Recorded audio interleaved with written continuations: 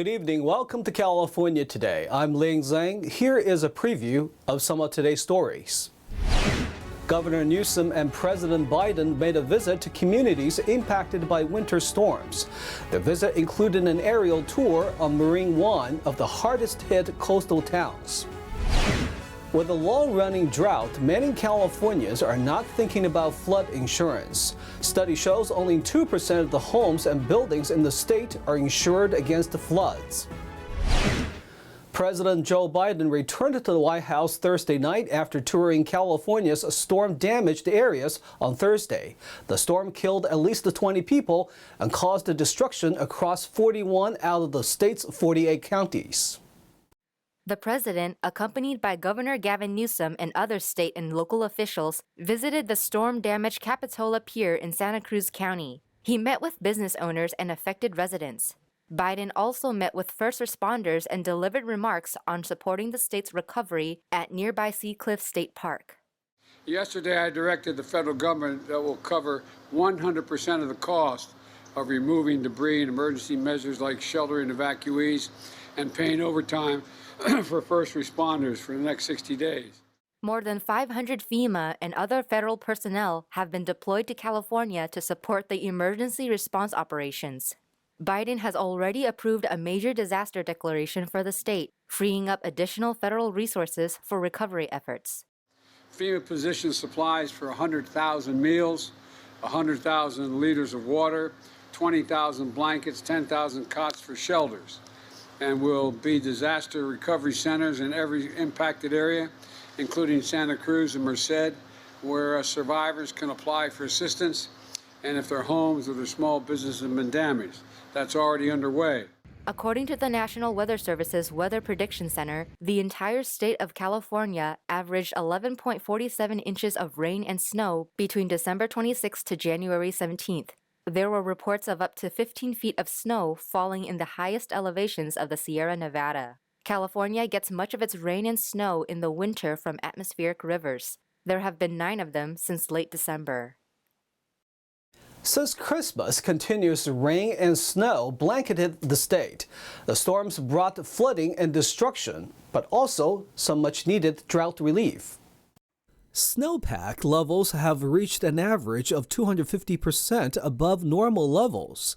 In Northern California, snow sits around 200% of normal. Tahoe is about 250%, and the snowy Southern Sierra has readings approaching 300%. Twitter user US Stormwatch shared a video on Twitter showing the before and after satellite images of snow. And with all this rain and snow, drought conditions also improved. All of California now sits at either severe or moderate drought, with only some parts of along the coast categorized as abnormally dry. Flood insurance isn't something California homeowners really think about, considering the state's years of drought, but they may need to consider getting it after the recent storms. In California, only about 230,000 homes and other buildings have flood insurance policies, which are separate from homeowners insurance. That means only about 2% of properties are covered against flooding. According to the most recent state data from 2021, the federal government is the insurer for the bulk of them, about 191,000 as of December. Private insurers issued the rest. An estimated 32 trillion gallons of rain and snow fell since Christmas across the state. The water washed out roads, knocked out power, and created mudslides by soaking wildfire-charred hills. At least 20 people have died. Yet California's drought has dulled people's sense of the risk of flooding. People don't think they need flood insurance. That people think, well, the only people who need flood insurance are people who live right on the beach or somebody who lives, on the banks of a river that has a history of flooding, and so that's the primary thing. People just don't think they need it. They don't think about it. In reality, far more people are threatened by rushing or rising water. When buying a home, a key document will be official Federal Emergency Management Agency, FEMA, maps that show if the house is in a high-risk flood zone. Yet FEMA maps are limited and only take into account certain kinds of flooding. They don't really predict flood risk. And so these large precipitation events that happen back to back to back, uncoupled events, which are not part of the special flood hazard area modeling. And so because of that, the flooding event that we're seeing is showing up and flooding in areas that are not part of the special flood hazard area. So said another way, all these folks that have a tremendous amount of flood risk, as we're seeing take place today, right now, are not being told that they have that risk. They're not being told that they should procure a flood policy because they're in this high-risk zone. The FEMA maps don't show Jay Laub's mobile home in a high-risk area. When he bought his house, insurance companies were mostly trying to sell him earthquake coverage. He said he assumed his house was covered for flood, but he learned this week it wasn't. The main thing that insurance companies, as far as I'm concerned, push is earthquake insurance. That was all we really got that came with it, saying if you want earthquake insurance, this is what it's going to cost, that kind of thing. So flood insurance, I kind of thought that was covered with the property. Because I had stuff before in the back where I had a big 80-foot cedar tree fall, just missed my trailer, took out my deck. That was covered from the storm. I figured, well, it's from the storm, maybe it should be covered. So I never really thought about it. If the home is located in a high-risk area and it's a federally backed mortgage, the homeowner must buy flood insurance, which is about $950 a year. Many banks require it too. More tech company layoffs are coming to Silicon Valley. Google is the latest company to announce major job cuts amid economic ebbs and flows. Google says it plans to lay off 12,000 workers, making the tech giant the latest company to trim staff. Joseph Bonner, a senior analyst at Argus Research, says the layoffs were expected. Well, this is not a surprise, given all the other layoffs we've had, Meta, Microsoft, Salesforce, and on and on. And also, the CEO, Sundar Pichai, had been making remarks that cost cuts were coming. So it's not much of a surprise, and it's in line with the rest of the big tech industry. The Silicon Valley giant's CEO, Sundar Pichai, shared the news in an email to staff on Friday. The announcement was also posted to the company's news blog. Pichai said the company has hired for, quote, periods of dramatic growth over the past 2 years, but that was a different economic reality than the one we face today. As they said in their blog post, they overhired during the pandemic, and that's the same reason many other tech companies have given for layoffs, and they are taking action to, cut costs and tighten their belts in this, immediate situation of whether it's a recession or a mild recession or a deeper recession. We don't know, but they're taking that action to adjust their costs to what is expected to be a rocky period in the next few quarters. Google's decision is one of the company's largest ever rounds of layoffs. The move adds to tens of thousands of other job losses recently announced by other tech giants, including Microsoft, Amazon, Facebook, and others. According to experts, the tech industry has seen a shift away from profit to focusing more on managing operation costs. So the market's been very focused on profit lately. And if you think about these job layoffs and cost cuts, that should help the operating margin. There's going to be a big focus on margin. I'm not expecting too much on the revenue side. The revenue has been weak lately, as with the digital advertising market also being weak. So I would expect them to focus on their profit. Just this month, there have been at least 48,000 job cuts announced by major tech sector companies. U.S. wireless carrier T-Mobile said on Thursday that an unidentified malicious intruder breached its network in late November. Data on 37 million customers was stolen, including addresses, phone numbers, and dates of birth. The mobile carrier said it identified malicious activity on January 5th. It said no sensitive data such as financial information was compromised. but basic customer data was obtained, such as names, billing addresses, emails, and phone numbers. The Wall Street Journal reported Thursday that FCC has opened an investigation into the data breach. Last year, T-Mobile agreed to pay $350 million and spend an additional $150 million to upgrade data security. Those payments were made to settle litigation over a cyber attack in 2021. That breach compromised information belonging to an estimated 76.6 million people. T-Mobile has more than 110 million subscribers. We are going to take a short break, but here's a look at what we got for you when we come back. How did the state turn a huge budget surplus into a $25 billion deficit? A former state representative shares his insights. Disney's Magic Key annual passes have returned. The pass allows guests to reserve admission dates for its theme parks in Anaheim year-round for a flat rate. And the Hollywood Museum unveiled a lobby tribute exhibit to the late Betty White. The exhibit includes White's original costume from Hot in Cleveland, plus props, original scripts, collectibles, and vintage photographs from her long career. That and more on California Today.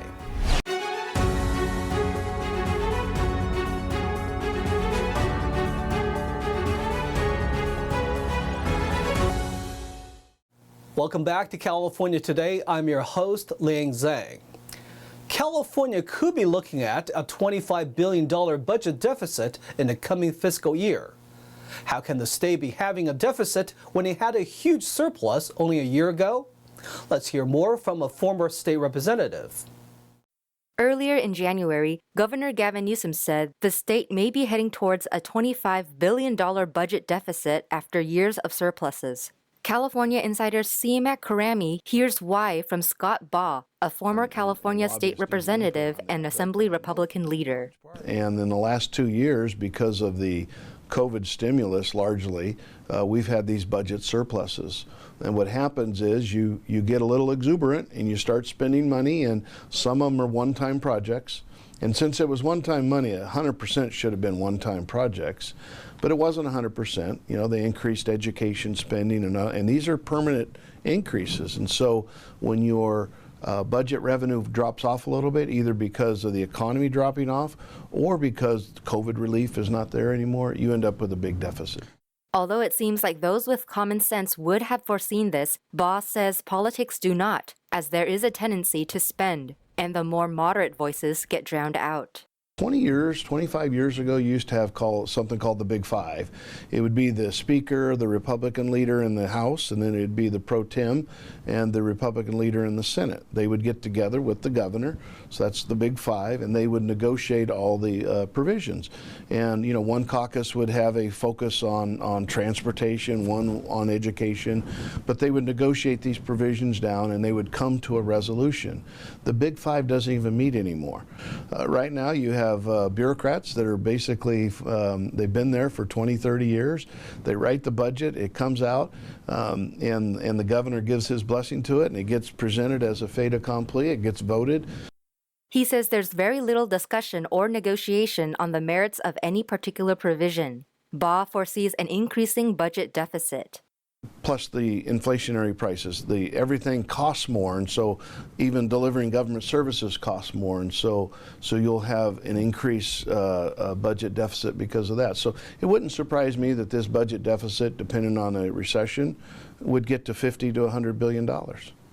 According to Baugh, the state would have to fix the deficit by cutting projects or increasing taxes. Here's the issue with taxation, and the more you push that higher rate, the bigger your problem gets. 2/3 of our revenue comes from personal income taxes. So 2/3 of that $300 billion is $200 billion that comes from personal income taxes that you pay. There's about 200,000 people, 1%. That pay half of that. Wow. And so you can see when the economy goes down and there's less, stock options being exercised, or less capital gains coming in, and then just a few people move out of the state, it affects that budget quite a bit. At some point, the rich will say, all right, well, we like California, we like the weather, but we're going to live 6 months a year somewhere else. And under the law, you can live 6 months minus a day in California and not pay California taxes. Baugh believes the entire budget needs to be reevaluated, like a more broad tax base instead of taxing a small group of rich individuals. Disney resumed the sales of its Magic Key annual passes. The annual passes have multiple tiers, and different tiers provide different discounts. Disney announced on January 16th that it resumed sales of its Magic Key annual passes. The passes were paused due to pandemic lockdowns. The park offers multiple tiers for its annual passes. Prices range from $449 to $1,599. The higher the tier, the more entry dates are allowed throughout the year. The highest tier includes free parking, discounts on food and merchandise, and 20% off Magic Genie Plus, which allows guests to skip select lines for an additional fee. It also gives holders 25% off the Toy Story parking lot and 10% off select food and merchandise. According to park officials, monthly payment options are available without interest for those interested in purchasing a Magic Key pass.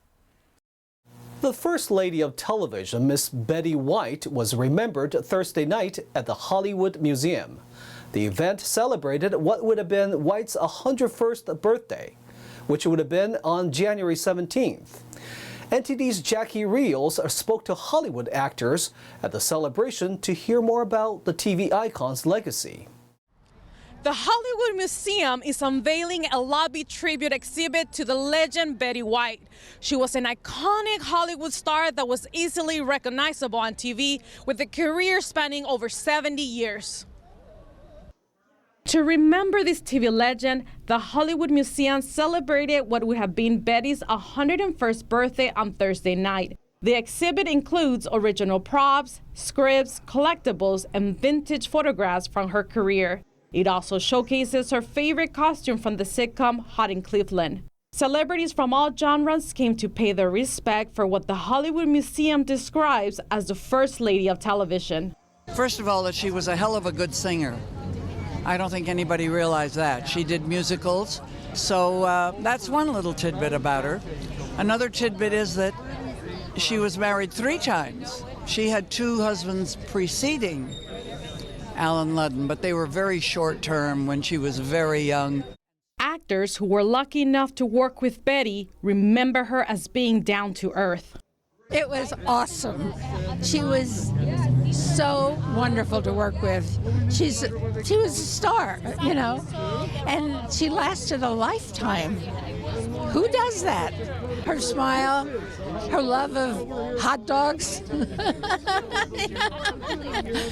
her flirting with every cameraman. Oh my, I mean, she was always kind to everybody, and she was always there to make you laugh. We just loved Betty.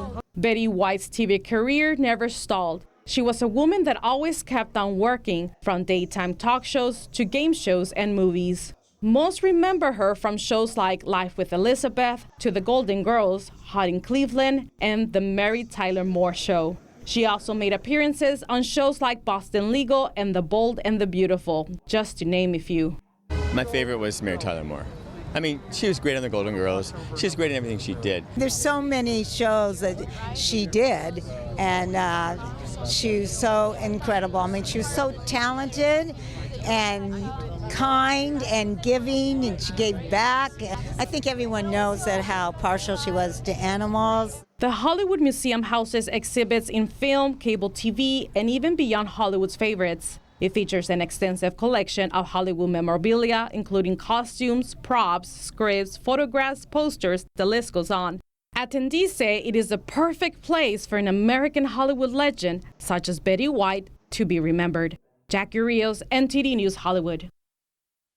Now to NTD's Tyler Castillo for an update on sports.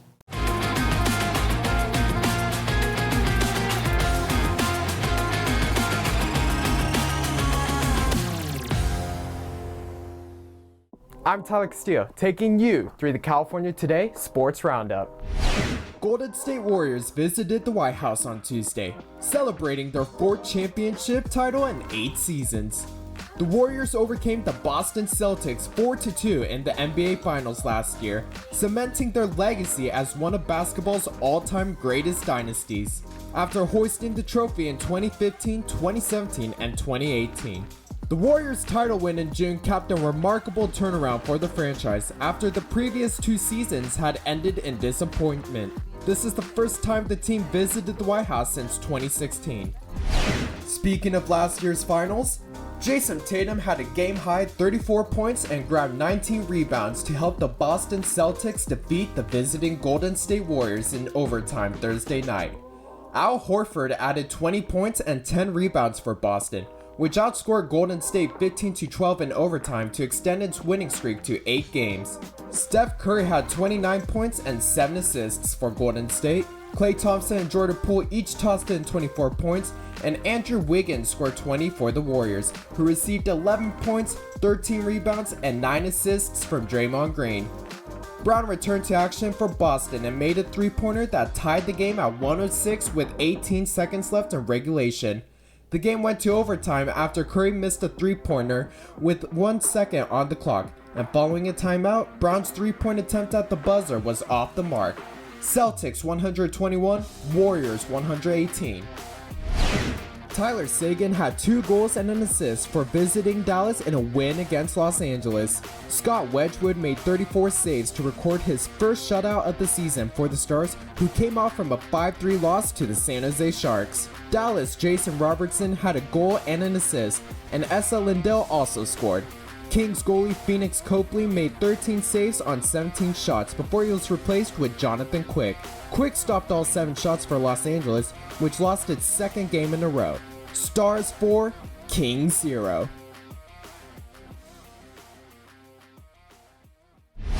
And that's the sports roundup for today.